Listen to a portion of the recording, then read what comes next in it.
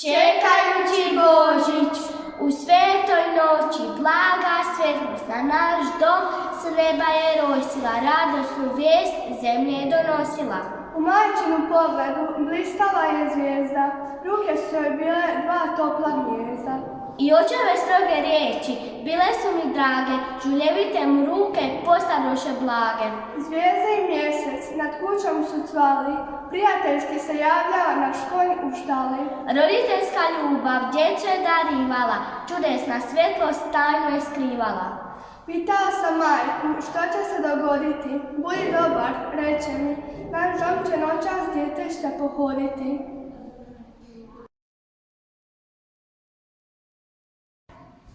Ivan Božidar, božićna drvica. Za Božić u naše kuće ulaze borovi sa svih strana, oko njih se pjevuši, skakuće i miluje svaka grana. Najbolje mjesto pripada njima, kutiju s ukrasima nosi mama, oni se šire na radost svima, kao da bi se grlili s nama. Mnoge će čekati darovi pod borom, umotan je sjaj ove divne noći. Mi ćemo bdjeti okićeni zorom, jer svaki čas Isus može doći. Svjetla si dnevna, daleko za nama. Zemljom je zavladala hladnoća i tama, i svijeće su se zadnje zgasle u kući. Netko nam kuca, hoće ući.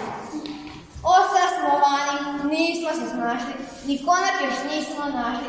Ah, dobri ljudi, otvorite vrata. Tko sad smeta ovoga kasnoga sata? Ima li mjesta pod vašim krovom? Noća se nadamo i članu novom. Za dijete nam treba mjesto prikladno, jer je vani mračno i ovdje hladno. Kuća je naša, već prepuna ljudi. Milosti prema toj ženi budi. Mjesta ima u štalici samo. Josip i Marija pođoše tamo, dok van je muk i noć vlada gluha. Štalica mala, topla i suha, primila pod krov dva strana gosta, a njima skromnima to je bilo dosta. Točno u ponoć zazvoni zvonom. Jaslice malom kralju su tron, anđeo s neba pjesmom se glasi. Rodi se Isus da nas sve spasi. Sve jačim sjajem zasjale zvijezde, s istoka trojica mudraca jezde. Sa bližnjih pašnjaka došli pastiri, Isusek mali i slamice miri. Marija pjeva pjesmu nježnu, toplina nadvladao hladnoću snježnu. I svjetlom noći razreže glas. Ljubavi kraj se rodi za nas.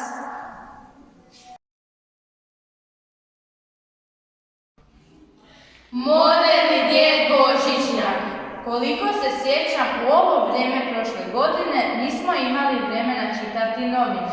Da, imate pravo, gospodine. Čitali smo pisma dječice u kojima su napisali svoje božićne željice. Istina je to što govorite, djedice.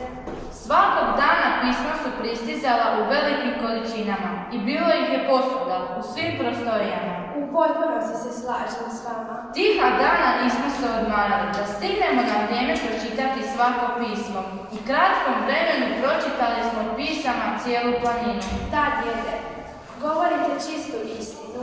A sada, kao da smo zaboravili, sjedimo danima besposleni i kada kako pisamci stigne, tu i tamo odmah ga pročitamo. I opet ne znamo što ćemo od dosade. Sad sam potonuo u svoje jade. Ne budite tako tužni, djedice. Nešto će se promijeniti, imajte nade. Samo u sebe ništa se ne mijenja. Koliko god imali nade i strpljenja, moramo pronaći uzrok problema, zbog kojih pisama dovoljno nema. Da, nikad ih nije bilo tako malo.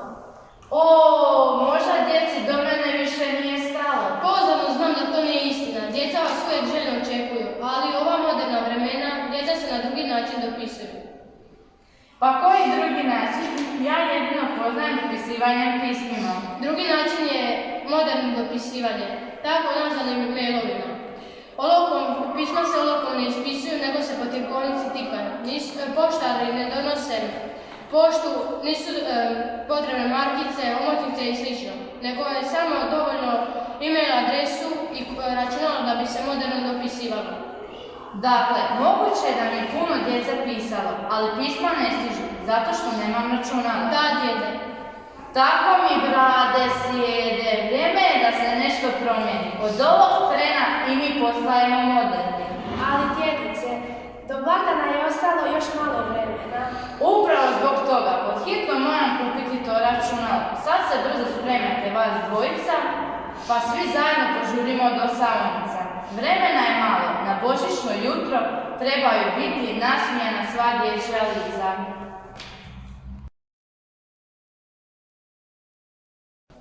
A sada slušajte mene. Ovo što ću reći svima, duboku misao ima. Istina jedna iz Betlehema stiže, da vam i ove noći Isus bude bliže. Prije mnogo ljeta rodilo se dijete, da mir donese do kraja svijeta. Sve vam ne mogu reći sama, jer glavni likovi su među nama. Kakve ja to priče čujem? Rodio se kralj neki, ja sam jedini kralj i niko mi nije ravan. Da sam pozvatio na 3 mudraca, sva njihova pamet neće otkriti što se u ovoj pameti roje. Dođite mudraci, da vidimo na čemu je stvar. Oprostite vaše veličanstvo što mir vam remetimo. Čuli smo da se rodio novi kralj, da vlada. Evo nosimo mu dare, radost naše srce ne može skriti, ali ne znamo gdje bi kralj mogao biti. Idite u Betlehem, možda je tamo i ja imam dar za njega. Ali na priču nije vrijedno gubiti vrijeme. Idite, pronađite ga, da se riješim dileme. Gledajte, nešto je tamo, neki čudan sjaj. Možda je našim mukama došao kraj. Vodit ću vas ravno do špilje. Takav prizor vaše oko vidjelo nije. Anđeli već pjevaju našemu Bogu. Zvolite s neba poslom, znaš što nam je trebalo. Tada je zvijezda odvela mudrace, a Herod je smislio nešto strašno, nešto gore, da mala djeca ne dočekaju zore, ali nije našao onoga koji mu najviše smeta. Zato se već mnoga ljeta klanjamo Isusu, spasitelju svijeta.